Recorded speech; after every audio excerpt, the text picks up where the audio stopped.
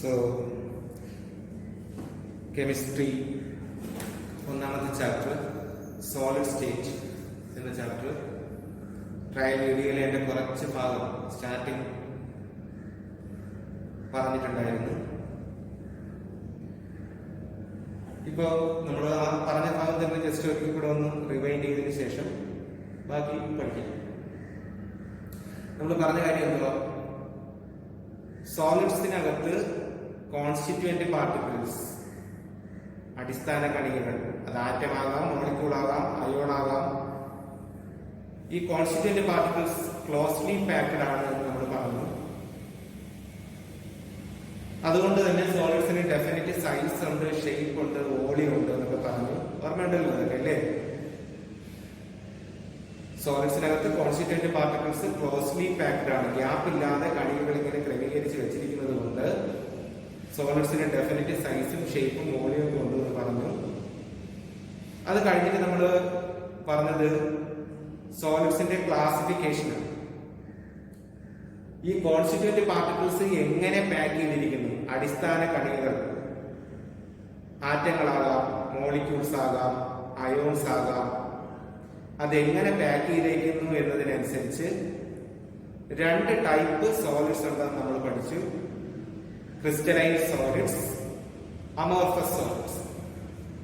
Crystalline സോളിഡ്സിനകത്ത് constituent പാർട്ടിക്കിൾസിന് low ranging order ആണെന്ന് നമ്മൾ പഠിച്ചു. ലോ റേഞ്ചിങ് ഓർഡർ, അതായത് പാർട്ടിക്കിൾസ് പാക്ക് ചെയ്ത് വെച്ചിരിക്കുന്നത് എങ്ങനെയാണോ ആ പാക്കിംഗ്, ആ ലാറ്റിസ് മുഴുവൻ, പാർട്ടിക്കിൾ ക്രമീകരിച്ച് വെച്ചിരിക്കുന്ന ആ ലാറ്റിസ് മുഴുവൻ ഒരേ രീതിയിലുള്ള പാക്കിംഗ് ഫോളോ ചെയ്യുന്നുണ്ട്. Long ranging order. പക്ഷെ അമോർഫസ് സോളിഡ്സ് നോക്കിക്കഴിഞ്ഞാൽ എന്താ? പാർട്ടിക്കിൾസ് എല്ലാം കൂടെ വാരിക്കൂട്ടിയിട്ട് വെച്ചേക്കുന്നതാണ്. ക്ലോസ്ലി പാക്ഡ് ആണെന്ന് വെച്ചാണ് തൊട്ട് തൊട്ട് തൊട്ട് തൊട്ട് തൊട്ട് അതിനാണ് പാർട്ടിക്കിൾ ഇരിക്കുന്നത്. പക്ഷെ അതിനങ്ങനെ ഒരു ഡെഫിനറ്റ് ഓർഡർ ഒന്നും ഇല്ല. ഒരിടത്ത് വേറെ ഓർഡർ, അപ്പുറത്ത് വേറെ ഓർഡർ, ആ രീതിയിലാണ് ടൈപ്പിംഗ് വരുന്നത്. Short ranging order. ഇനി ക്രിസ്റ്റലൈൻ സോളിഡ്സിന് ഷാർപ്പ് മെൽറ്റിംഗ് പോയിന്റ് ആണ് നമ്മൾ പഠിച്ചത്. എല്ലായിടത്തും പാർട്ടിക്കിൾ ഒരേപോലെ ക്രമീകരിച്ചിരിക്കുന്നത് കൊണ്ട് ആ സോളിഡ്സിന്റെ മെൽറ്റിംഗ് പോയിന്റ്, അതിനെ മെൽറ്റ് ചെയ്യാൻ, അതിനെ ഉരുക്കാനായിട്ട് നമ്മൾ ചൂടാക്കിയാൽ അതൊരു ഷാർപ്പ് ടെമ്പറേച്ചറിൽ ഉരുകും. അതുകൊണ്ട് മെൽറ്റിംഗ് പോയിന്റ് ഷാർപ്പ് ആണെന്ന് പറയും. പക്ഷെ അമോർഫസ് സോളിഡ്സിൽ പാർട്ടിക്കിൾ അവിടെ ഇവിടെയൊക്കെ ഓരോ രീതിയിലാണ് പാക്കിംഗ്. അതുകൊണ്ട് തന്നെ അത് ചൂടാക്കുമ്പോൾ ചില ഭാഗം ആദ്യം ഉരുകും, മറ്റു ചില ഭാഗം പിന്നീടേ ഉരുകത്തുള്ളൂ. അതുകൊണ്ട് നമ്മൾ പറയും melt over A range of temperature. മൂന്നാമത്തെ ഡിഫറൻസ്, ക്രിസ്റ്റലൈൻ സോളിഡ്സിൽ പാർട്ടിക്കിൾസ് കൃത്യമായിട്ട് അടുക്കി വെച്ചിരിക്കുന്നത് കൊണ്ട് തന്നെ അതിന്റെ ലാറ്റിസിനുള്ളിൽ ഒരു പോയിന്റ് എടുത്തിട്ട് നമ്മൾ ഡിഫറെന്റ് ഡയറക്ഷൻസിലോട്ട് നോക്കിയാൽ എല്ലായിടത്തും പ്രോപ്പർട്ടി ഒരുപോലെ ആയിരിക്കില്ല. പാർട്ടിക്കിളിന് ഫിക്സഡ് അറേഞ്ച്മെന്റ് ഉണ്ട്, കൃത്യമായിട്ട് അടുക്കി വെച്ചിരിക്കുക. അപ്പൊ എല്ലായിടത്തും ഒരേ കണക്കായിരിക്കില്ല അതിന്റെ പ്രോപ്പർട്ടീസ് വരുന്നത്. പാർട്ടിക്കിൾ ഇരിക്കേണ്ട ഭാഗത്തേ ഇരിക്കുള്ളൂ, മാറി തിരിഞ്ഞൊന്നും ഇരിക്കത്തില്ല. അപ്പം ഓരോ ഡയറക്ഷൻസിലും പാർട്ടിക്കിൾസിന്റെ പാക്കിംഗ് ഓരോ രീതിയിലാണ് നമുക്ക് തോന്നും. അതുകൊണ്ട് തന്നെ അതിന്റെ പ്രോപ്പർട്ടീസ് ഡിഫർ ചെയ്യും, ഫിസിക്കൽ പ്രോപ്പർട്ടീസ് ഡിഫർ ചെയ്യും. എല്ലാ ദിശയിലും ഒരേ കണക്കുള്ള സ്വഭാവം ആയിരിക്കില്ല ക്രിസ്റ്റലൈൻ സോളിഡ് കാണിക്കുക. അതുകൊണ്ട് അത് അനൈസോട്രോപിക് ആണെന്ന് പറയും. പക്ഷെ അമോർഫസ് സോളിഡ്സിൽ എല്ലാം കൂടെ വാരിക്കൂട്ടി ഇട്ടേക്കുന്നത് കൊണ്ട് അതിന്റെ മധ്യത്തുള്ള ഒരു പോയിന്റ് എടുത്തിട്ട് ഏത് ദിശയിൽ നോക്കിയാലും പാർട്ടിക്കിൾസിന്റെ പാക്കിംഗ് മോറോർലെസ് ഒരുപോലെയാണ്. അങ്ങനെ പ്രത്യേകിച്ച് ഒരു ഓർഡർ ഒന്നും പറയാനില്ലാത്തത് കൊണ്ട് മോറോർലെസ് അത് ഒരു കണക്ക് തന്നെയായിരിക്കും അതിന്റെ പ്രോപ്പർട്ടീസ്. സോ ഐസോട്രോപിക് ആണെന്ന് പറയും. സെയിം പ്രോപ്പർട്ടീസ് കാണിക്കും ഐസോട്രോപിക്. പിന്നെ നമ്മൾ പഠിച്ചത് ക്രിസ്റ്റലൈൻ സോളിഡ്സ് ട്രൂ സോളിഡ്സ് ആണ്, റിയൽ സോളിഡ്സ് ആണ്. അതിനകത്ത് പാക്കിങ്ങിനൊക്കെ കൃത്യമായ അറേഞ്ച്മെന്റ് ഉണ്ട്. So they are considered as true solids. But amorphous solids pseudo solid ആണ്, ഓർ സൂപ്പർ കൂൾഡ് ലിക്വിഡ് ആണ്. It is not considered as a true solid. Amorphous സോളിഡ്സിനകത്ത് particle packed ആണെങ്കിലും ക്ലോസ്ലി പാക്ഡ് ആണെങ്കിലും അതിന് കൃത്യമായ ഓർഡർ ഒന്നും ഇല്ലാത്തത് കൊണ്ട് അതിന് സോളിഡിന്റെ, ട്രൂ സോളിഡിന്റെ അല്ലെങ്കിൽ ക്രിസ്റ്റലൈൻ സോളിഡിന്റെ ക്യാരക്ടർ ഒന്നും അല്ല അത് കാണിക്കുക. അതൊരു കണ്ടൻസ്ഡ് ലിക്വിഡ് ആണ്. ലിക്വിഡിനെ നമ്മൾ കണ്ടൻസ് ചെയ്ത് എടുത്ത പോലെ ഇരിക്കും. അല്ലെങ്കിൽ super cooled liquid, pseudo solid എന്നൊക്കെ പറയും. എക്സാമ്പിൾസ് നമ്മൾ ഡിസ്കസ് ചെയ്തു. ക്രിസ്റ്റലൈൻ സോളിഡ്സിന് example sodium chloride, boards, ice. Amorphous സോളിഡ്സിന് എക്സാമ്പിൾ ഗ്ലാസ്, റബ്ബർ, പ്ലാസ്റ്റിക്. ഇതൊക്കെ അമോർഫസ് ആണ്. ഗ്ലാസ് നമുക്ക് തോന്നും ക്രിസ്റ്റലൈൻ ആണെന്ന് തോന്നും, കാര്യം പൊട്ടിക്കുമ്പോഴത്തേക്ക് പൊട്ടുമ്പോഴത്തേക്കൊക്കെ ഷാർപ്പ് എട്ടിയോട് കൂടിയല്ലേ പൊട്ടി വരുന്നത്. പക്ഷേ ഗ്ലാസ് അമോർഫസ് ആണ്, ക്രിസ്റ്റലൈൻ അല്ല. കഴിഞ്ഞ കൊല്ലം നമ്മൾ പഠിച്ചിട്ടുണ്ടാകാം, ഈ ഓൾഡ് ബിൽഡിങ്ങിലേക്ക് വിൻഡോ പാനൽസ്, ഗ്ലാസ് കൊണ്ട് നിർമ്മിച്ച വിൻഡോ പാനൽസ് എടുത്താൽ അത് മുകളിൽ നിന്ന് താഴോട്ട് വരുന്നതോടെ തന്നെ തിക്നെസ് കൂടി വരും. അതിന് കാരണം ഗ്ലാസ് ഹൈലി വിസ്കസ് ആയിട്ടുള്ള ഒരു ലിക്വിഡ് ആണെന്നും അതിന് ഫ്ലൂയിഡിറ്റി ഉണ്ടെന്നും അത് താഴേക്ക് ഒഴുകി വരുന്നത് കൊണ്ടാണ് താഴ്ഭാഗം തിക്കറായി വരുന്നതൊക്കെ നമ്മൾ പഠിച്ചതാണ്. So it is not a true solid, it is a pseudo solid or amorphous solid. So these are the differences between crystalline and amorphous solids. അത് നമ്മൾ ട്രയൽ ക്ലാസ്സിൽ പഠിച്ച കാര്യമാണ്. അപ്പോൾ കുറച്ചുകൂടി ഡീറ്റെയിൽഡ് ആയിട്ട് അറിയുന്നതുകൊണ്ട് അത് ആ വീഡിയോ ഒന്നുകൂടി കാണുക. ഇനി അടുത്ത് നമ്മൾ പറയാൻ പോകുന്നത് ക്രിസ്റ്റലൈൻ സോളിഡ്സിന്റെ സബ് ക്ലാസസിനെ കുറിച്ചാണ്. അമോർഫസ് സോളിഡ്സ് വിടാനുള്ളത്. ഇനി ക്രിസ്റ്റലൈൻ സോളിഡ്സിന്റെ സബ് ക്ലാസസിനെ കുറിച്ചാണ്. അതും നമ്മൾ അവിടെ പറഞ്ഞ കാര്യം തന്നെയാണ്. സോ ടൈപ്സ് ഓഫ് ക്രിസ്റ്റലൈൻ സോളിഡ്സിനെ കുറിച്ചാണ് നമ്മൾ ഇനി പറയാൻ പോകുന്നത്. ക്രിസ്റ്റലൈൻ സോളിഡ്സിനെ ക്ലാസിഫൈ ചെയ്യുമ്പോൾ 4 ആയിട്ട് ക്ലാസിഫൈ ചെയ്യാം.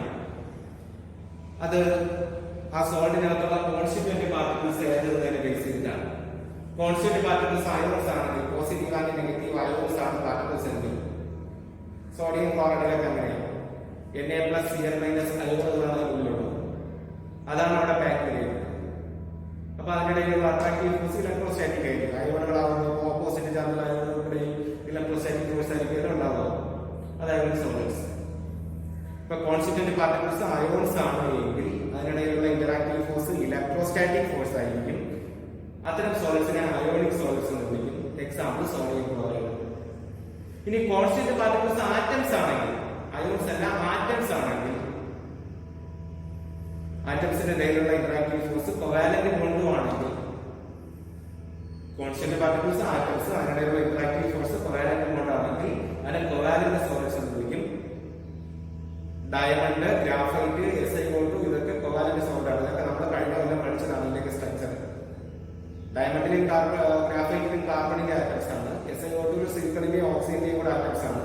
ഒരു നെറ്റ്വർക്ക് പോലെ ഒരു ആറ്റത്തിൽ നിന്ന് അടുത്ത ആറ്റത്തിലേക്ക് ഇങ്ങനെ കോവാലന്റ് ബോണ്ട് വഴി കണക്ട് ചെയ്ത് ഒരു നെറ്റ്വർക്ക് പോലെ പോകും. അതുകൊണ്ട് നെറ്റ്വർക്ക് സോളിഡ്സ് എന്നും കോവാലന്റ് സോളിഡ്സിനെ വിളിക്കാറുണ്ട്.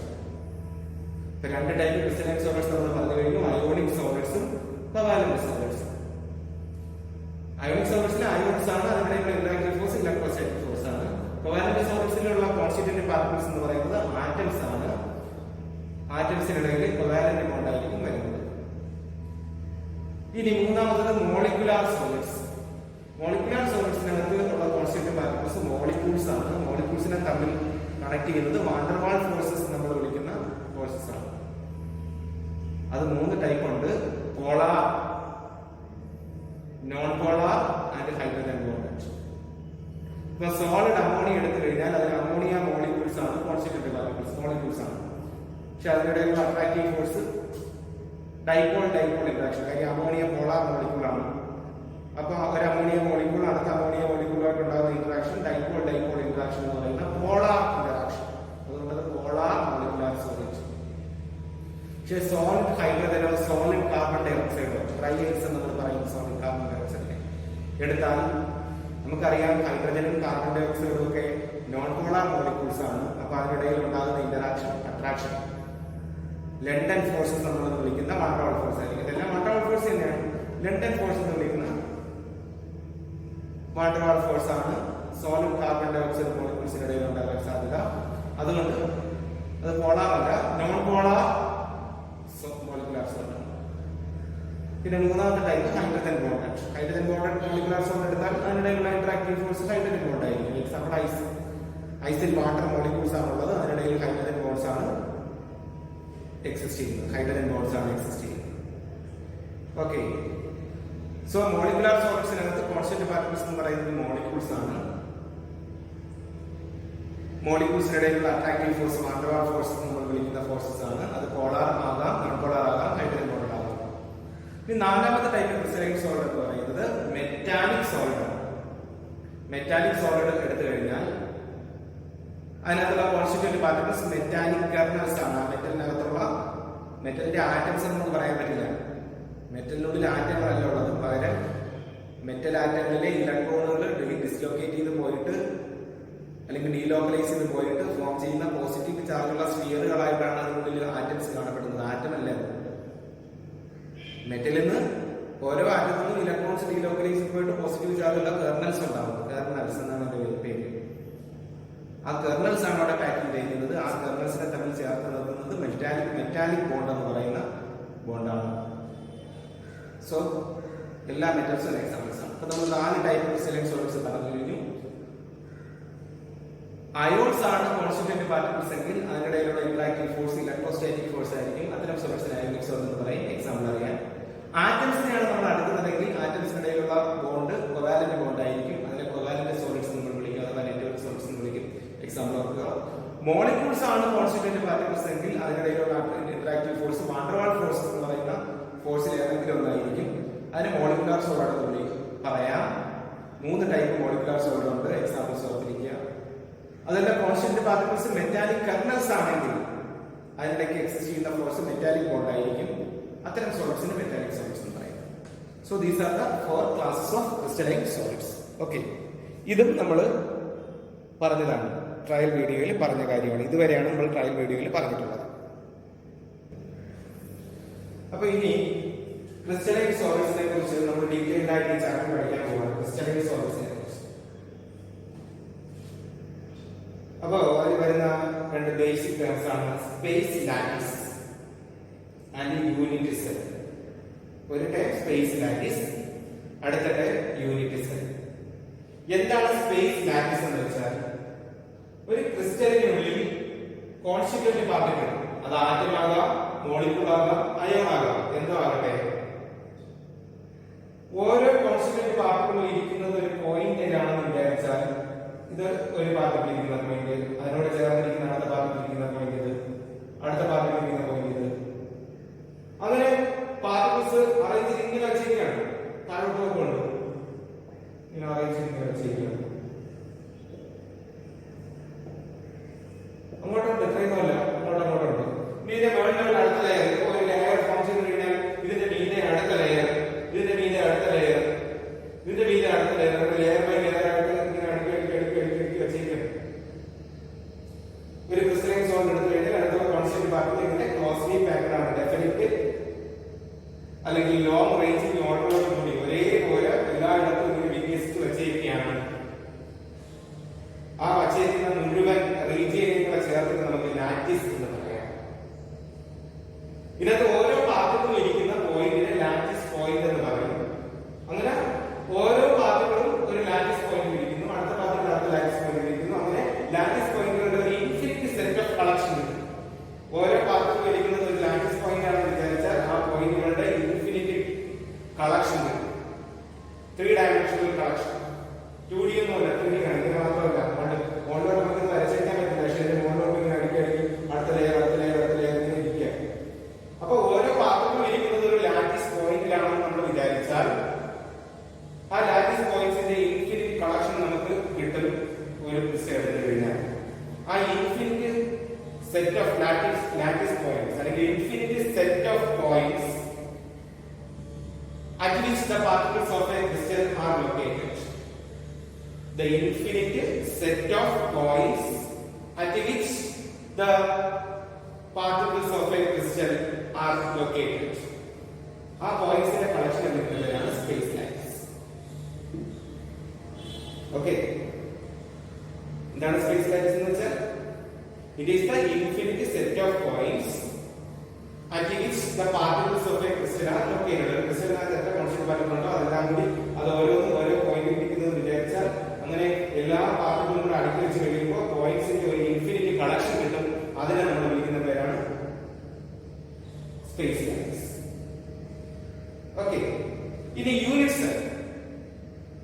യൂണിറ്റ് സെൽ എന്ന് പറഞ്ഞാൽ എന്താ? ബേസിക്കലി ഒരു ലാറ്റിസ് ഫോം ചെയ്യുന്നത് ലാറ്റിസ് പോയിന്റുകൾ ചേർത്തിട്ടാണ്. കുറെ പോയിന്റുകൾ ഇങ്ങനെ ചേർന്ന് ഇൻഫിനിറ്റ് കളക്ഷൻ ആകുമ്പോഴാണ് അല്ലെങ്കിൽ 3D കളക്ഷൻ ആകുമ്പോഴാണ് ലാറ്റിസ് നമ്മൾ വിളിക്കുന്നത്. ബേസിക്കലി ലാറ്റിസ് ഫോം ചെയ്യുന്നത് ലാറ്റിസ് പോയിന്റ് ചേർത്തിട്ടാണ് എന്ന് നമുക്ക് പറയാം. പക്ഷെ ഒരു ലാറ്റിസ് പോയിന്റിന് ഡയമെൻഷണൽ ആസ്പെക്ട്സ് ഒന്നുമില്ല. ഒരു പോയിന്റ് ആണ്, അതിന് നീളോ വീതിയോ ഒന്നുമില്ല. അപ്പൊ ഒരു ക്രിസ്റ്റലിന്റെ ജോമെട്രി ആയിട്ട് ബന്ധപ്പെട്ട ഒരു കാര്യം ഒരു ലാറ്റിസ് പോയിന്റ് വെച്ച് നമുക്ക് പറയാൻ പറ്റില്ല. അതുകൊണ്ട് നമ്മൾ ചെയ്യുന്നത് എന്താണെന്ന് വെച്ചാൽ അടുത്തടുത്തിരിക്കുന്ന ലാറ്റിസ് പോയിന്റുകളെ തമ്മിൽ ചേർത്ത് ഇതൊരു പോയിന്റ്, ഇതൊരു പോയിന്റ്, ഇതൊരെണ്ണം, ഇതൊരെണ്ണം, ഈ ലാറ്റിസ് പോയിന്റുകളെ ചേർത്ത് ചില റിപ്പീറ്റിംഗ് യൂണിറ്റ് സങ്കല്പിക്കും. അടുത്തടുത്തുള്ള ചില ലാറ്റിസ് പോയിന്റുകളെ തമ്മിൽ കണക്ട് ചെയ്ത് നമ്മളൊരു റിപ്പീറ്റിംഗ് യൂണിറ്റ് സങ്കല്പിക്കും. അപ്പൊ ഈ 4 പോയിന്റുകളെ ചേർന്ന റിപ്പീറ്റിംഗ് യൂണിറ്റ് ഒരു സ്ക്വയർ ആയിട്ടുള്ള ഉണ്ടായത് 2D ആയതുകൊണ്ടാണ് സ്ക്വയർ. 3D ആയതിന്റെ ഇതിന്റെ മണ്ടയിൽ വീണ്ടും വീണ്ടും പാട്ട് വെച്ചിട്ടുണ്ടെങ്കിൽ അത് ക്യൂബ് ആയിരുന്നു. പക്ഷേ ഇതിന്റെ മീതെ ഈ ലെയറിന്റെ മീതെ അടുത്ത ലെയർ ഉണ്ടെങ്കിൽ ആ ലെയറിലുള്ള പോയിന്റുകൾ തമ്മിൽ കണക്ട് ചെയ്തിട്ട് ആലോചിച്ചാൽ അത് ക്യൂബ് ആവും. 3D ആണ് നമുക്ക് എപ്പോഴും ഓർക്കേണ്ടത്. ഞാനിപ്പോ 2D ആയിട്ട് പറയാം. അതായത് ഈ 4 പോയിന്റുകളെ ചേർത്ത് ഒരു സ്ക്വയർ ഫോം. അടുത്തതാ ഈ 4 കൂടെ ചേർന്ന് വീണ്ടും ഒരു സ്ക്വയർ ഉണ്ടായി. കണ്ടോ? വീണ്ടും ഇതന്നെ സ്ക്വയർ ഇങ്ങനെ ഉണ്ട്. അതായത് താഴത്തതാ വീണ്ടും ഒരു സ്ക്വയർ ഉണ്ടായി. ശരിക്കും ഇങ്ങനെയുള്ള സ്ക്വയറുകളൊക്കെ ഇല്ല. എന്താണെന്ന് വെച്ചാൽ ഇല്ല, കോൺസെപ്റ്റ് ഭാഗത്ത് അടിയിരിക്കുന്നേ ഉള്ളൂ. ഒരേ ഓർഡറോട് കൂടി അടിയിരിക്കുന്നത് കൊണ്ട് നിങ്ങൾക്ക് എന്ത് ചെയ്യാൻ പറ്റും? അടുത്തടുത്തിരിക്കുന്ന ലാറ്റിസ് പോയിന്റുകളെ ചേർത്തിട്ട് ചില 3 ഡയമെൻഷണൽ റിപ്പീറ്റിംഗ് യൂണിറ്റുകൾ നിങ്ങൾക്ക് അസ്യൂം ചെയ്യാം. നിങ്ങൾ സങ്കല്പിക്കുന്നതാണ് അല്ലെങ്കിൽ നമ്മൾ സങ്കല്പിക്കുന്നതാണ്. നമ്മുടെ ആവശ്യത്തിനനുസരിച്ച് നമുക്ക് പഠിക്കാനുള്ള ഈസിന് വേണ്ടി നമ്മൾ എന്ത് ചെയ്യുന്നു? അടുത്തടുത്തിരിക്കുന്ന ലാറ്റിസ് പോയിന്റുകളെ തമ്മിൽ ചേർത്ത് 3 ഡയമെൻഷണൽ ആയിട്ടുള്ള റിപ്പീറ്റിംഗ് യൂണിറ്റ് സങ്കല്പിച്ചിട്ട് നമ്മൾ പറയുന്നത് അത്തരത്തിലുള്ള റിപ്പീറ്റിംഗ് യൂണിറ്റുകൾ റിപ്പീറ്റഡ് ആയിട്ട് അറേഞ്ച് ചെയ്ത് ആണ് ക്രിസ്റ്റൽ ലാറ്റിസ് ഫോം ചെയ്തിട്ടുള്ളത് നമ്മൾ പറയുന്നു. അത്തരത്തിൽ നിങ്ങൾക്ക് അസ്യൂം ചെയ്യാൻ പറ്റുന്ന smallest 3 dimensional repeating unit in A crystal lattice. 3 dimensional അല്ല, 2 ഡയമെൻഷണൽ. നിങ്ങൾ സങ്കല്പിക്കുക 3 ഡയമെൻഷണൽ ആയിട്ട് വരുമ്പോഴത്തേക്കുള്ള സംഗതി ആലോചിക്കും. അങ്ങനെ ഒരു ലാറ്റിസിനുള്ളിൽ നിങ്ങൾക്ക് സങ്കല്പിക്കാൻ പറ്റുന്ന സ്മോളസ്റ്റ് 3 ഡയമെൻഷണൽ റിപ്പീറ്റിംഗ് യൂണിറ്റിനെയാണ് നമ്മൾ യൂണിറ്റ്സ് എന്ന് പറയുന്നത്. മനസ്സിലായോ? Smallest 3-dimensional repeating unit you can assume in a crystal lattice is called unit cell. Yes. Space lattice എന്ന് വെച്ചാൽ the infinite set of points in space at which the particles of a crystal are located. ഒരു ക്രിസ്റ്റലിനകത്തുള്ള particles locate ചെയ്തിരിക്കുന്ന പോയിന്റുകളുടെ ആ collection വിളിക്കുന്ന പേര് space lattice എന്ന് പറയും. അപ്പൊ ലാറ്റിസ് ഫോം ചെയ്തിട്ടുള്ളത് ലാറ്റിസ് പോയിന്റുകൾ ചേർന്നിട്ടാണെന്നുള്ളത് തർക്കമില്ലാത്ത കാര്യം തന്നെയാണ്.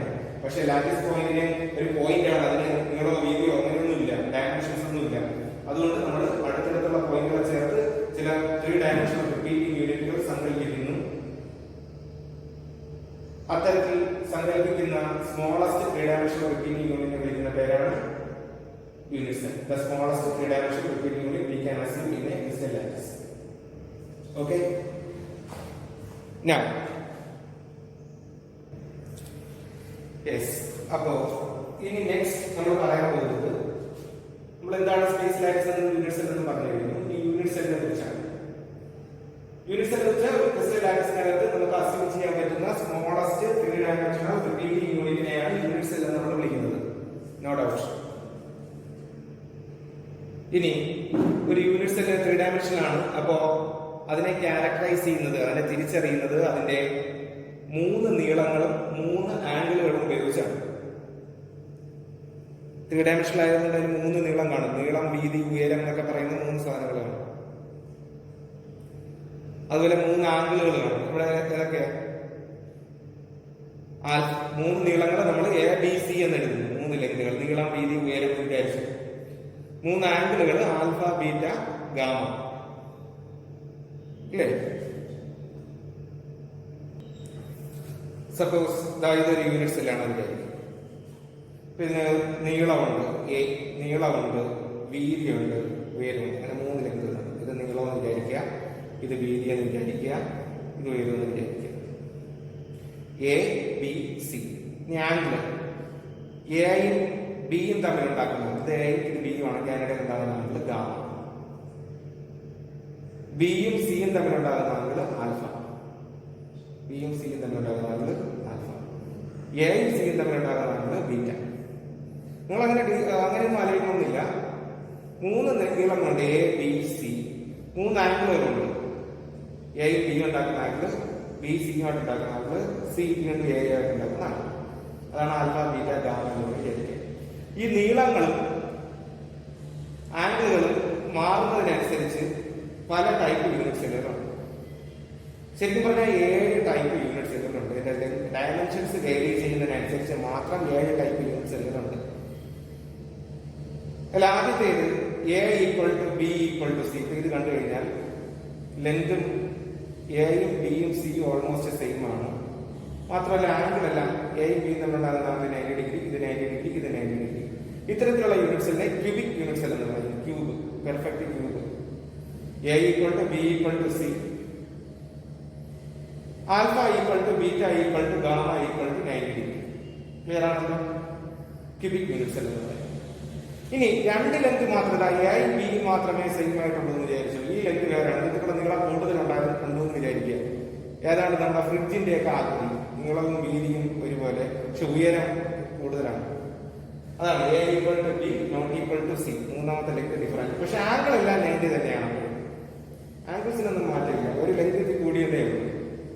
ആംഗിൾ എല്ലാം 90 ഡിഗ്രി ആണെങ്കിൽ അതിനെ നമ്മൾ ടെട്രഗണൽ യൂണിറ്റ് സെൽ എന്ന് പറയാം. ടെട്രഗണൽ. ഓക്കെ. അപ്പൊ മൂന്ന് length a equal to B equal to C, alpha equal to beta equal to gamma equal to 90 degree ആണെങ്കിൽ cubic unit cell. A equal to b but not equal to C, alpha equal to beta equal to gamma equal to 90 degree. Angle എല്ലാം correct എന്ന് പറയുന്നതാണ്. ഒരു നീളം മാത്രമേ കൂടിപ്പോയി. ഫ്രിഡ്ജിന്റെ ആകൃതി ഞാൻ പറഞ്ഞില്ലേ, ടെട്രഗണൽ. ടെട്രഗണൽ യൂണിറ്റ് സെൽ എന്ന് പറയും. ഇനി മൂന്നാമത്തത് എയും ബിയും സിയും മൂന്നും ഡിഫറെന്റ് ആണെന്ന് വിചാരിച്ചു. തീപ്പെട്ടിക്കൂട് സങ്കല്പിച്ച് നോക്കി. നീളമൊന്നും വീതി വേറൊന്നും ഉയരം വേറൊന്നും, മൂന്നല്ലേ. A not equal to B not equal to c. മൂന്ന് ലെങ്തുകളും ഡിഫറെന്റ്. പക്ഷെ ആംഗിൾസ് 90 ഡിഗ്രി ആണ്. തീപ്പെട്ടിക്കൂടിന്റെ ആംഗിൾസ് എല്ലാം 90 ഡിഗ്രി അല്ലേ ആണ്. അങ്ങനെ വന്നു കഴിഞ്ഞാൽ കാര്യം ഓർത്തോറോബിക് എന്ന് പറയും. ഇപ്പൊ ഓർഡറിൽ ഓർത്തിരിക്കുക. A equal to B equal to C, alpha equal to beta equal to gamma equal to 90 degree ആണെങ്കിൽ cubic. A equal to B not equal to C, alpha equal to beta equal to gamma equal to 90 degree ആണെങ്കിൽ tetragonal. A not equal to B not equal to c but alpha equal to beta equal to gamma equal to 90 degree ആണെങ്കിൽ orthorhombic. അതൊന്നും ഓർഡറിൽ ഓർക്കാൻ പറ്റുമല്ലോ. Cubic ഒരു length vary ചെയ്ത് കഴിഞ്ഞാൽ tetragonal, രണ്ട് ലെങ്തുകൾ ഡിഫറെന്റ് ആണെങ്കിൽ ഓർത്തോറോബിക്. അല്ലെ, ലെങ്തുകളെല്ലാം ഡിഫറെന്റ് ആണെങ്കിൽ ഓർത്തോറോബിക്.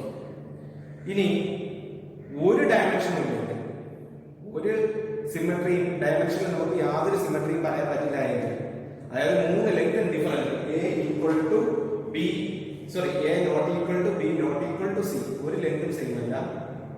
അതുപോലെ ഒരു ആംഗിളിന് ഈക്വൽ അല്ല, ഒരെണ്ണം പോലെ 90 ഡിഗ്രി അല്ല. ഒരു സിമെട്രി നമുക്ക് പറയാൻ പറ്റില്ല. A not equal to B not equal to C. Angle ഒന്നുപോലെ ഈക്വലും അല്ല, അത് ഒരെണ്ണം പോലെ 90 ഡിഗ്രിയും അല്ല.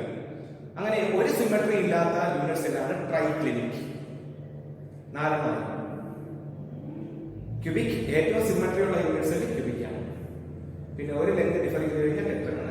ലെങ്തുകൾ മൂന്നും ഡിഫറെന്റ് ആയി പോയാൽ ഓർത്തോറോബിക്. യാതൊരു സിമെട്രി ഇല്ലാത്തത് ട്രൈക്ലിനിക്. നാലെണ്ണമായില്ലേ. ഇനി മൂന്നെണ്ണം കൂടി ഇതിന്റെ കൂടെ ഉണ്ട്. Hexagonal, rhombohedral, monoclinic. അതിന്റെ ഡയമെൻഷൻസ് നമുക്ക് പഠിക്കാനുണ്ട്, ടെക്സ്റ്റ് ബുക്കിലുണ്ട്. ഇതിന്റെ കൂട്ടത്തിൽ പഠിക്കണ്ട, എല്ലാം കൂടെ ഒന്ന് ഒരുമാതിരി പഠിക്കാൻ പറ്റാതെ.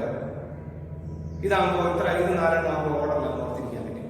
എല്ലാം പെർഫെക്റ്റ് ആയത് ക്യൂബിക്ക്, ഒരു ലെങ്ത് ഡിഫർ ചെയ്യുന്നത് ഓർത്തോറോബിക്ക്. തീപ്പെട്ടിക്കൂട് എന്ന് പറഞ്ഞാൽ എല്ലാം പെർഫെക്റ്റ് ആയത് ക്യൂബിക്ക്, ഒരു ലെങ്ത് ഡിഫർ ചെയ്യുന്നത് ടെട്രഗണൽ, തീപ്പെട്ടിക്കൂടിന്റെ ആകൃതി വരുന്നത് ഓർത്തോറോബിക്ക്, മാച്ച് ബോക്സിന്റെ ആകൃതിയുള്ള യൂണിറ്റ് സെൽ എന്ന് ഒരിക്കൽ എക്സാമിന് ചോദിച്ചിട്ടുണ്ട്, നോൺ വേഡ് ഓർത്തോറോബിക്. പിന്നെ ഒരു ജോമെട്രി ഇല്ലാത്തത്, അല്ലെങ്കിൽ യാതൊരു സിമെട്രി ഇല്ലാത്തത് ട്രൈക്ലിനിക്. ഇനിയുള്ള മൂന്നെണ്ണമാണ് ഹെക്സഗണൽ, റോംബോഹിഡ്രൽ, മോണോക്ലിനിക്. അതിന്റെ ഡയമെൻഷൻസ് ഞാൻ ഇപ്പൊ പറയുന്നില്ല. ഇത് ഇത്രയും തൽക്കാലം പഠിച്ചിരിക്കുക. Different types of unit cells.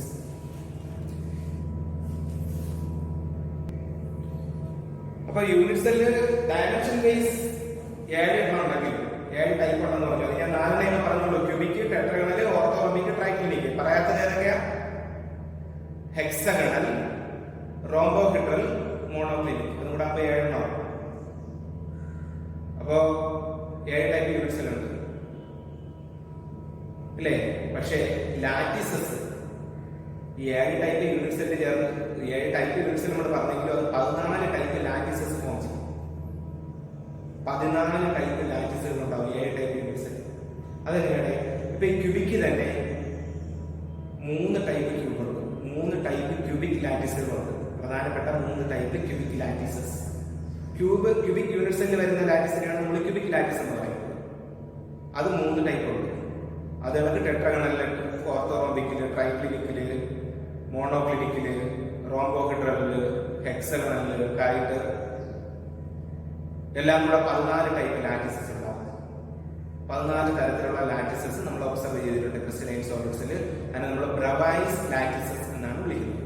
എന്ന് വിളിക്കും ബ്രവൈസ് ലാറ്റിസസ്. എത്ര എണ്ണമുണ്ട് ബ്രവൈസ് ലാറ്റിസസ്? 14 ടൈപ്പ്.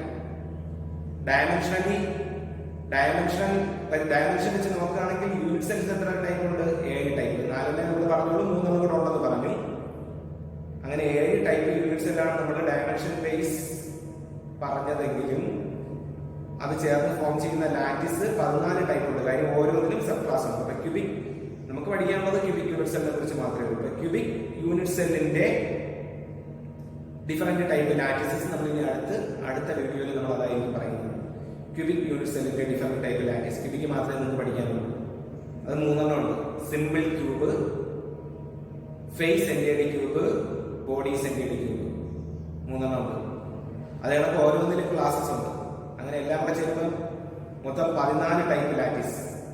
ക്യൂബിക്കിൽ മാത്രം 3 ടൈപ്പ് ലാറ്റിസ്, ബാക്കി എല്ലാം കൂടെ ചേർന്നപ്പം 7 യൂണിറ്റ് സെല്ലിൽ കൂടെ ആയിട്ട് 14 ടൈപ്പ് ലാറ്റിസസ് ഉണ്ട്.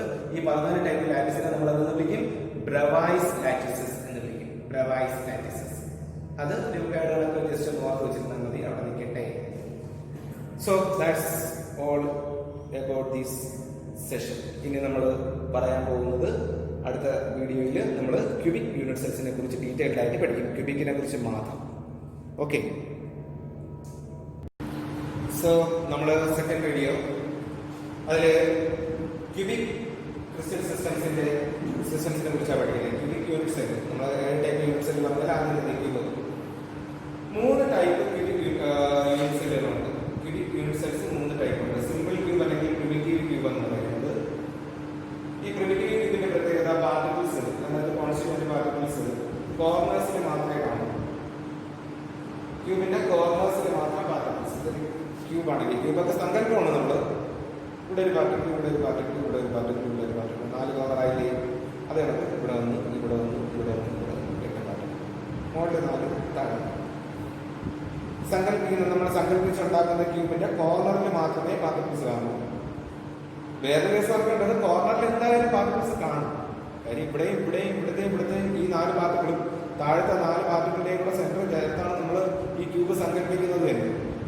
അപ്പൊ കോർണറിൽ എന്തായാലും പാർട്ടിക്കിൾ കാണും, നോ ഡൗട്ട്. പക്ഷെ ഇവിടെ പ്രത്യേകത കോർണറിൽ മാത്രമേ കാണുള്ളൂ പാർട്ടിക്കിൾ, വേറെ ഒന്നും കാണില്ല. ഈ കോർണർ ഇങ്ങനെ നിങ്ങൾ സങ്കല്പിക്കുന്ന ക്യൂബിന്റെ കോർണറിൽ എന്തായാലും പാർട്ടിക്കിൾ കാണും. കോർണറിലല്ലാതെ അതിന്റെ മറ്റു ഭാഗങ്ങളിലൊന്നും പാർട്ടിക്കിൾ നമുക്ക് കാണാൻ സാധിക്കില്ല. ഓരോ ക്യൂബിന്റെയും കോർണറിൽ മാത്രം പാർട്ടിക്കിൾ ഉണ്ടെങ്കിൽ സിംഗിൾ ക്യൂബ് അങ്ങനെ വരച്ചു. ക്യൂബ് വരയ്ക്കാനൊക്കെ എല്ലാവർക്കും അറിയാമല്ലോ അല്ലേ? 2 സ്ക്വയർ വരച്ചിട്ട് ഓവർലാപ്പിംഗ് സ്ക്വയർ 2 വരച്ചിട്ട് അതിന്റെ സെന്റേഴ്സ് കോർണർ സ്ക്വയർ ക്യൂബ് കൊടുത്താൽ ഒന്ന് അതിന്റെ പ്രത്യേകത കിടക്കുന്നത് ക്യൂബ് വരയ്ക്കുക. ക്യൂബ് വരച്ചിട്ട് അതിന്റെ കോർണേഴ്സിൽ മാത്രം പാർട്ടിക്കിൾസ് കൊടുത്താൽ. ഇനി രണ്ടാമത്തേത് face centred cube. Face centred cube എന്ന് പറയുമ്പോൾ കോർണേഴ്സിൽ എന്തായാലും പാർട്ടിക്കിൾ കാണും. നമ്മൾ പറഞ്ഞു താഴത്തെ 4 കോർണറിൽ പാർട്ടിക്കിൾ ഉണ്ട്, മുകളിലത്തെ 4 കോർണറിൽ പാർട്ടിക്കിൾ ഉണ്ടാവും. അത് ആ കോർണേഴ്സ് ജോയിൻ ചെയ്താണ് നമ്മൾ സങ്കല്പിക്കുന്നത്. ഇങ്ങനെ ഒരു ക്യൂബ് ഉണ്ടാകുന്നത് തന്നെ കോർണേഴ്സ് ചേർന്നില്ല, അതുകൊണ്ട് കോർണേഴ്സിൽ പാർട്ടിക്കിൾ കാണും. അതിന് പുറമെ ഫേസ് സെന്ററുകളിൽ കൂടി ഇതാ ഈ ഫേസിൽ ഇവിടെ ഒരു പാർട്ടിക്കിൾ കാണും. ഈ ഫേസിലെ സെന്റർ 2, ഈ ഫേസിലെ സെന്റർ 3, ഈ ഫേസിലെ സെന്റർ 4, ഇത് 5, 6 ഫേസാണ്. ഫ്രണ്ടും ബാക്കും, ടോപ്പ് ബോട്ടം, ലെഫ്റ്റ് റൈറ്റ്, അങ്ങനെ 6 ഫേസാണ്. എല്ലാ ഫേസിന്റെയും സെന്ററിൽ കൂടി പാർട്ടിക്കിളാണ്. ഞാൻ ഫേസ് സെന്ററിൽ അവിടെ വരച്ചിട്ടില്ല, കോർണറിൽ മാത്രമേ വരച്ചിട്ടുള്ളൂ. ഈ ഫേസ് സെന്ററുകൾ മുകളിലത്തെ ഫേസ് അതിന്റെ സെന്ററിലുള്ള പാർട്ടിക്കിളാണ്. ഇത് താഴത്തെ ഫേസ് അതിന്റെ സെന്റർ. അതുപോലെ വളരെ ഇമ്പോർട്ടൻ്റ് ഇത് ലെഫ്റ്റ് ഫേസ് അതിന്റെ സെന്ററിൽ പറഞ്ഞതാണ്. ഇത് റൈറ്റ് ഫേസ് അതിന്റെ സെന്ററിൽ പറഞ്ഞതാണ്. ഇനി ഒരു ഫ്രണ്ട് ഫേസ്, അതിന്റെ ഫ്രണ്ട് ഫേസ് ആണെങ്കിൽ അതിന്റെ സെന്ററിൽ പറഞ്ഞതാണ്. ബാക്ക് ഫേസ് ആയിരുന്നു ഈ ബാക്ക് ഫേസിന്റെ സെന്ററിൽ പറഞ്ഞതാണ്.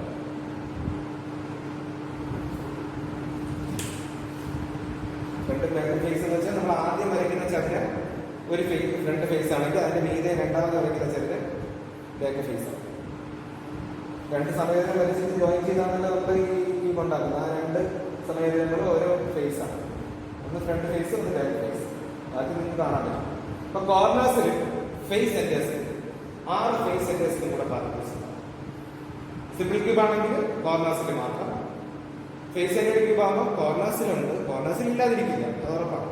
കോർണേഴ്സിൽ ഉണ്ടെങ്കിലല്ലേ അത് ക്യൂബ് ഫോം ചെയ്യുള്ളൂ. സോ കോർണേഴ്സിൽ പിന്നെ ഫേസ് സെന്ററിൽ കൂടി പാർട്ടിക്കിൾസ് ഉണ്ടെങ്കിൽ ഫേസ് സെന്റേഡ് ക്യൂബ്. അടുത്ത മൂന്നാമത്തത് ബോഡി സെന്റേഡ് ക്യൂബ്, BCC. മറ്റേത് FCC, ഇത് BCC, body centred cube, BCC. അവിടെ കോർണേഴ്സിലും കാണും, 8 കോർണേഴ്സിൽ എന്തായാലും കാണും. മുകളിൽ 4, താഴെ 4. പിന്നെ അതിന്റെ ബോഡിക്കുള്ളിൽ ഇതാ ഈ ക്യൂബിന്റെ ബോഡിയിൽ ഇതൊരു ക്യൂബല്ലേ, ഇതിന്റെ ഉള്ളിലായിട്ട് അകത്തായിട്ട് ഒരു പാർട്ടിക്കിൾ ഇങ്ങനെ സെന്ററിലായിട്ട്, ഈ ടോട്ടൽ ക്യൂബിക് ബോഡിയുടെ സെന്ററിലായിട്ട് ഉള്ളിലായിട്ട് ഒരു പാർട്ടിക്കിൾ ഇരിക്കുന്നു. അത് നമുക്ക് വരയ്ക്കാൻ ഇങ്ങനെ വരും 8 കോർണറിലും. പിന്നെ ആ ക്യൂബിന്റെ ഉള്ളിലായിട്ട് ആ 3D ക്യൂബ്, 3 ഡയമെൻഷൻ ആണത്, ആ 3D ക്യൂബിന്റെ ഉള്ളിലായിട്ട് അകത്തായിട്ട് സെന്ററിൽ ഒരു പാർട്ടിക്കിൾ ഉണ്ടെങ്കിൽ body centre. Okay, 3 type cubic unit cells നമ്മൾ പറഞ്ഞു കഴിഞ്ഞു. ഇനി ഇതിനെക്കുറിച്ച് ചിത്ര പറഞ്ഞാൽ പോലെ നമ്മൾ കുറച്ചധികം കാര്യങ്ങൾ ഈ 3 ഓരോന്നിനെ കുറിച്ച് പഠിക്കാനുണ്ട്. അല്ല, ആദ്യത്തേത് number of particles per unit cell. Number of particle per unit cell. ഓരോ യൂണിറ്റ് സെല്ലിലും എത്ര പാർട്ടിക്കിൾ വീതം ഉണ്ട് എന്ന് കണ്ടുപിടിക്കണം. അത് നമുക്ക് തോന്നുന്നു വളരെ സിമ്പിൾ അല്ലേ. സിമ്പിൾ ക്യൂബിൽ 8 കോർണറുകൾ, 8 പാർട്ടിക്കിൾ. ഫേസ് സെന്റേഡിൽ 8, പിന്നെ 6 ഫേസിലെ കൂടെ, അപ്പം 8 14. ഇവിടെ 8 കോർണറിൽ ഒരെണ്ണം ബോഡിക്ക്, അതൊക്കെ 2. പെട്ടെന്ന് നമ്മൾ അങ്ങനെയൊക്കെ പറയാൻ തോന്നും. അങ്ങനെയല്ല കണ്ടുപിടിക്കുന്നത്. അതിൽ ചില കാര്യങ്ങളോടെ നമ്മൾ ശ്രദ്ധിക്കേണ്ടി വരും. അതെന്താണെന്നുള്ളതാണ്. എന്താണ് നിങ്ങൾ ആലോചിക്കേണ്ട ഒരു കേസ്? ഒരു ക്യൂബിന്റെ കോർണറിൽ ഒരു പാർട്ടിക്കിൾ ഇരുന്നു എന്ന് വിചാരിച്ചാൽ, അല്ലെങ്കിൽ കോർണറിൽ ഒരു പാർട്ടിക്കിൾ ഉണ്ട്, ആ പാർട്ടിക്കിൾ ഈ ഒറ്റ ക്യൂബിന്റെ മാത്രം സ്വന്തമല്ല. ഇതിനോട് ചേർന്ന് വേറെ ക്യൂബുകളൊന്നും ഇരിപ്പുണ്ട്. സങ്കല്പിക്കുന്നത് ഒരു ക്യൂബല്ലല്ലോ, കുറെ ഇൻഫിനിറ്റി യൂണിറ്റ് സെല്ല് ചേർന്നല്ലേ ക്രിസ്റ്റൽ ഉണ്ടാകുന്നത്. ഒരു യൂണിറ്റ് സെല്ലല്ല ഇതിനോട് ചേർന്ന്. ഇവിടെ യൂണിറ്റ് സെൽ മുമ്പിലും ഇതിന്റെ സൈഡിലോട്ട് അങ്ങോട്ടും അടുക്കി പോയിട്ടുണ്ട്, ഇങ്ങോട്ടും അടുക്കി പോയിട്ടുണ്ട്, ഇങ്ങോട്ടും അടുക്കിയിട്ടുണ്ട്, മുകളിലുണ്ട്, താഴെയുണ്ട്, ബാക്കിലുണ്ട്, എല്ലാ വശത്തും ഇതേക്കുള്ള യൂണിറ്റ് സെല്ലുകൾ അടുക്കി വെച്ചിരിക്കുകയാണ്. അപ്പോൾ ഒരു കോർണറിൽ ഇരിക്കുന്ന പാർട്ടിക്കിൾ എന്ന് പറയുന്നത് ആ യൂണിറ്റ് സെല്ലിന് മാത്രം സ്വന്തമല്ല, പകരം എത്ര പേർക്ക് സ്വന്തമാണ്? പാർട്ടിക്കിൾ കോർണറിൽ ഒരു പാർട്ടിക്കിൾ ഇരുന്നാൽ അത് എത്ര പേർക്ക് സ്വന്തമാണ് എന്നുള്ളതാണ് നമ്മൾ ഇനി പറയാൻ പോകുന്നത്. യെസ്, ഞാനത് പറയാൻ പോവാണ്. നോക്കി, അതിനായിട്ട് അതായത് ഒരു സോപ്പ് കൂടാണ്, പെർഫെക്റ്റ് ക്യൂബൊന്നും അല്ല, ഇത് കിട്ടി കൊടുത്തുകൊണ്ട് ഇതെടുത്ത് മനസ്സിലാവും. നോക്കി, ഈ ക്യൂബിന്റെ കോർണറിൽ അതായത് ഈ മാർക്ക് ചെയ്തേക്കുന്ന ഒരു കറുത്ത മാർക്ക് ഉണ്ടോ, കോർണറിൽ ഒരു പാർട്ടിക്കിൾ ഇരിക്കുകയാണെന്ന് വിചാരിക്കുക. തന്നെ ഇതിനെ എത്ര പേര് ഷെയർ ചെയ്യും? ഇതിന്റെ അടുത്തിരിക്കുന്ന, ഇതിനോട് ചേർന്നിരിക്കുന്ന ഈ ക്യൂബിന്റെ കോർണർ ഇവിടെ തന്നെ വരില്ലേ, കണ്ടില്ലേ? അപ്പോ 2 പേരായി. അടുത്തതാ ഇവിടെ വരുന്ന ഈ ക്യൂബിന്റെ കോർണർ കൂടെ വരും, ഇതിന്റെ അപ്പുറത്ത് വയ്ക്കുന്ന ഈ ക്യൂബിന്റെ കോർണർ കൂടെ വരും, 3 ക്യൂബായി. ഇനി ഇവിടെ ഇരിക്കുന്ന ക്യൂബിന്റെ കോർണർ കൂടെ വരും. അപ്പോൾ ഇതാണ് ഞാൻ ആദ്യം പറഞ്ഞ ക്യൂബ്. ഈ ക്യൂബിന്റെ ഈ കോർണർ ഇരിക്കുന്ന പാർട്ടിക്കിളിനെ ഈ ക്യൂബ് 2, 3, 4 മൊത്തം 4 പേര് ഇപ്പൊ തന്നെ ഷെയർ ചെയ്യും. ഇനിയുണ്ട് ഇതിന്റെ മീതെ ഇരിക്കുന്ന ക്യൂബ്. ഈ ക്യൂബിന്റെ മീതെ അടുത്ത ഒരു ക്യൂബ് കാണുമല്ലോ, 3 ഡയമെൻഷൻ അല്ലേ, അടുത്ത യൂണിറ്റ് സെല്ല് കാണും. ആ യൂണിറ്റ് സെല്ലിന്റെ കോർണർ ഷെയർ ചെയ്യും. അപ്പൊ 5 ആയി. ഇത് ഷെയർ ചെയ്യും 6 ആയി. ഇത് ഷെയർ ചെയ്യും 7 ആയി. ഇപ്പോഴും തീർന്നിട്ടില്ല. താഴെ 4 ഷെയർ ചെയ്തു, മുകളിൽ 1, 2, 3 പേര് ആ കോർണറിന് ഷെയർ ചെയ്തു. ഇനി ഇതും കൂടെ വയ്ക്കുമ്പോഴത്തേക്ക് അത് പൂർത്തിയാവുള്ളൂ, അത് ക്ലോസ്ഡ് ആവുള്ളൂ. മീൻസ് ആ ക്യൂബിന്റെ കോർണർ ഇരുന്ന പാർട്ടിക്കിളിനെ മൊത്തം 8 ക്യൂബ് ഷെയർ ചെയ്യും. ക്ലിയർ ആണ്? ഒരു ക്യൂബിന്റെ കോർണറിൽ ഒരു പാർട്ടിക്കിൾ ഇരുന്നാൽ അതിന് ചുറ്റാതെ ഇരിക്കുന്ന 8 യൂണിറ്റ് സെല്ലുകൾക്ക് കോമൺ ആയിട്ടുള്ള ഒരു കോർണറാണ്, കോർണറാണ് അല്ലേ? ക്യൂബുകളുടെ കോമൺ കോർണർ ആയിട്ട് വരുന്നത്. അടുങ്ങി അടുങ്ങി അടുങ്ങി വരുമ്പോൾ ഒറ്റയ്ക്ക് ഇരിക്കുമ്പോൾ അതിന്റെ മാത്രം കോർണർ, പക്ഷെ കൂടെ കൂടെ വേറെ വേറെ യൂണിറ്റ്സിന് ചേർന്ന് വരുമ്പോൾ മൊത്തം 8 യൂണിറ്റ് സെൽസിന്റെ കോമൺ കോർണർ ആയിട്ട് വരും. അപ്പൊ ആ 8 യൂണിറ്റ് സെല്ലിനും കൂടെയാണ് ഒരു പാർട്ടിക്കിൾ. കോർണർ അടിക്കുന്ന ഒരു പാർട്ടിക്കിൾ എന്ന് പറഞ്ഞാൽ ഒരാൾക്കുള്ളതല്ല, 8 യൂണിറ്റ് സെല്ലിനും കൂടെ ഉള്ളതാണ്. സോ ഒരു യൂണിറ്റ് സെല്ലിൽ അതിന്റെ കോൺട്രിബ്യൂഷൻ എത്രയായിരിക്കും? 1/8.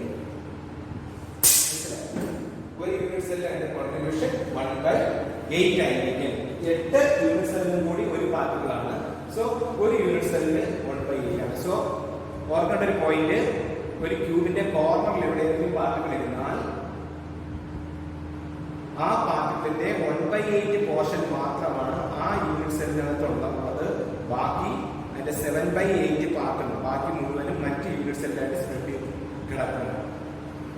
സോ ഈ കോർണറിൽ ഒരു പാർട്ടിക്കിൾ ഇരുന്നാൽ അതിന് 1 എന്ന് കാൽക്കുലേറ്റ് ചെയ്യാൻ പറ്റില്ല. ആ യൂണിറ്റ് സെല്ലിനകത്തുള്ള പാർട്ടിക്കിളിന്റെ എണ്ണം കൗണ്ട് ചെയ്യാൻ നേരത്ത് കോർണറിൽ ഒരു പാർട്ടിക്കിൾ ഇരിക്കുന്നുണ്ടോ അത് 1 എന്ന് എണ്ണാൻ പറ്റില്ല. ആ പാർട്ടിക്കിളിന്റെ 1/8 പോർഷൻ മാത്രമേ ആ യൂണിറ്റ് സെല്ലിനകത്തുള്ളൂ.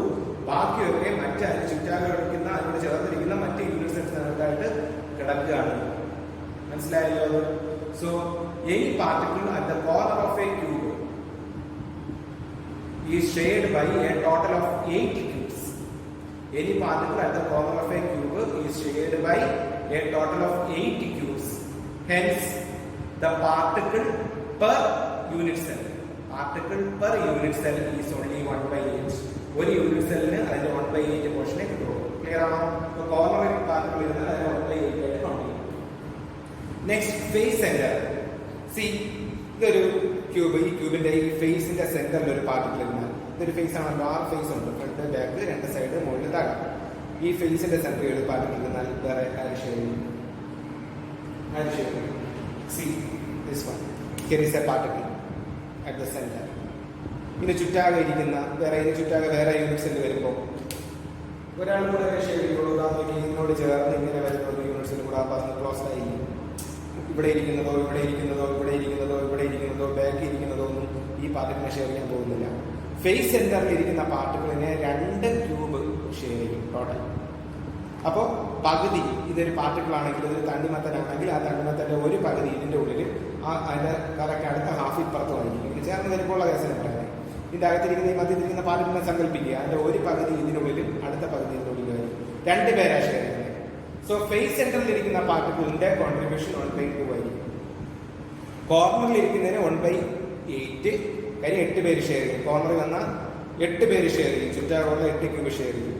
ഫേസിൽ വന്നാൽ, ഈ ഫേസിൽ വന്നാൽ 2 പേര്. ഇനി ഈ ഫേസിൽ വന്നാലോ, ഇങ്ങനെ വരുന്നതിന് മീതെ വരുന്നത് ഷെയർ ചെയ്യും. ഈ ഫേസിൽ വന്നാലോ താഴെ വരുന്നത് ഷെയർ ചെയ്യും. വേറെ ആരും ഷെയർ ചെയ്യില്ല. ഏത് ഫേസിൽ വന്നാലും 2 പേരെ ഷെയർ ചെയ്യും. സോ 1/2.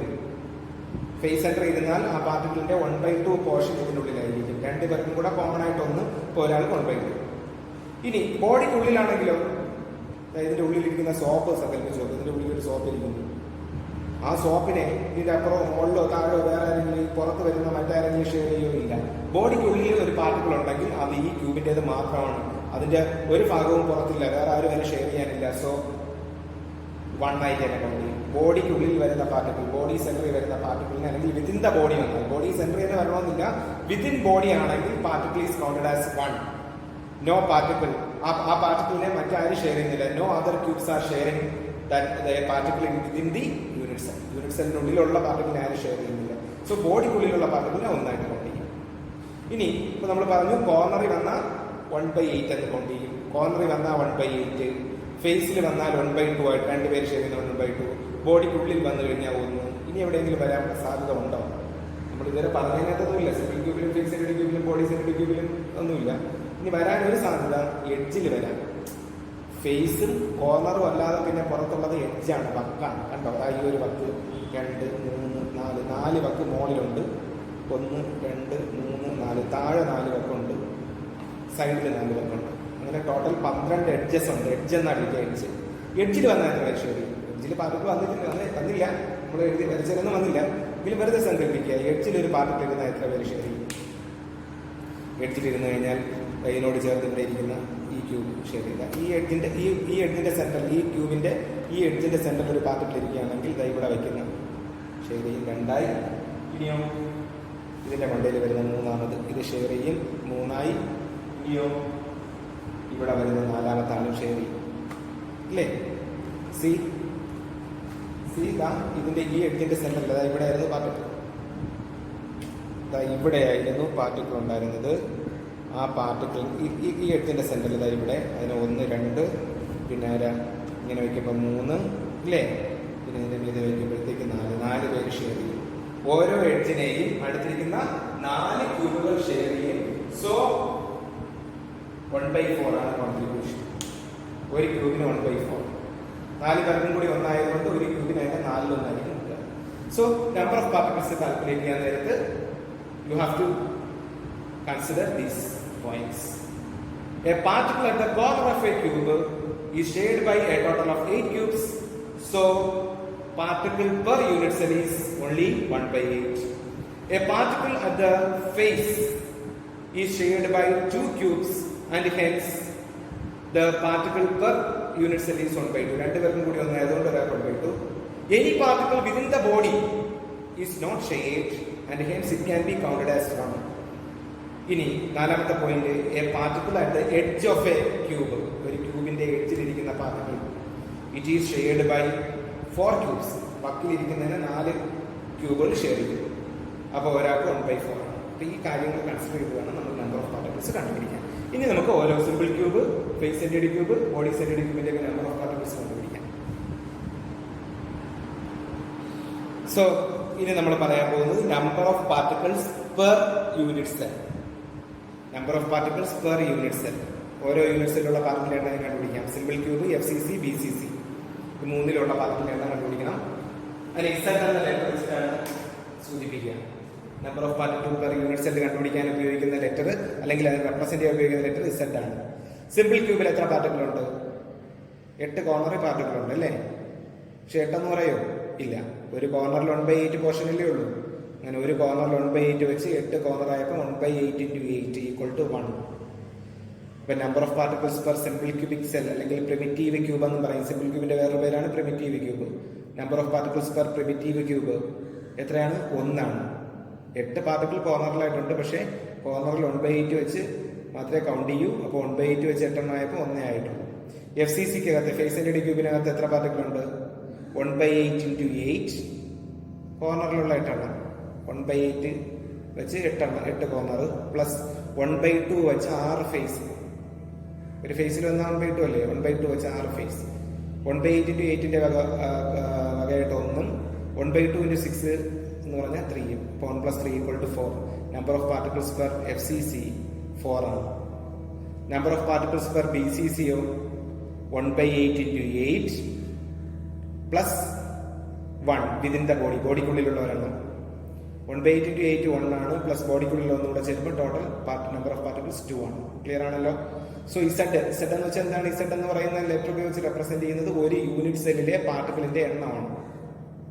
ഓരോ നമ്മളിപ്പോൾ 3 യൂണിറ്റ് സെല്ലേ പഠിച്ചോളൂ. Simple cube, FCC, BCC. Simple ക്യൂബിന്റെ Z വാല്യൂ എത്രയാണ്? 1. സിമ്പിൾ ക്യൂബിന്റെ ഒരു യൂണിറ്റ് സെല്ലിനകത്ത് ഒറ്റ പാർട്ടിക്കിളേ ഉള്ളൂ. 8 നമ്മൾ 8 കോർണറിൽ വരയ്ക്കുമെങ്കിലും അതാകെ മൊത്തത്തിൽ ഒറ്റ പാർട്ടിക്കിൾ അതിന്റെ ഉള്ളിലുള്ളൂ, ബാക്കിയൊക്കെ പുറത്താണ്. FCCക്കകത്തുള്ള നമ്പർ ഓഫ് പാർട്ടിക്കിൾ എത്രയാണ്? 4.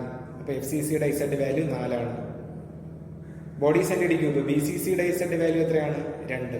ബോഡി സെന്റഡ് ക്യൂബിനകത്തുള്ള നമ്പർ ഓഫ് പാർട്ടിക്കിളിന്റെ എണ്ണം 2 ആണ്. 2 പാർട്ടിക്കിളാണ് BCCക്കുള്ളിലുള്ളത്. ക്ലിയർ? അപ്പോൾ നമ്മൾ 3 ടൈപ്പ് ക്യൂബിക് യൂണിറ്റ്സിൽ പറഞ്ഞു. Simple cube, FCC, BCC. അതെങ്ങനെയാണ് നമ്മൾ പടം വരച്ചിട്ട് അത് എന്താണ് നമ്മൾ ഡിഫറൻസ് എന്ന് പറഞ്ഞു കഴിഞ്ഞു. പിന്നെ നമ്മൾ ഓരോ യൂണിറ്റ് സെല്ലിലുള്ള പാർട്ടിക്കിളിന്റെ എണ്ണം കണ്ടുപിടിച്ച് കഴിഞ്ഞു. തീർന്നില്ല. ഇനിയും ഓരോ യൂണിറ്റ് സെല്ലിന്റെ 1-2 കാര്യങ്ങൾ കൂടി നമുക്ക് പറയാനുണ്ട്.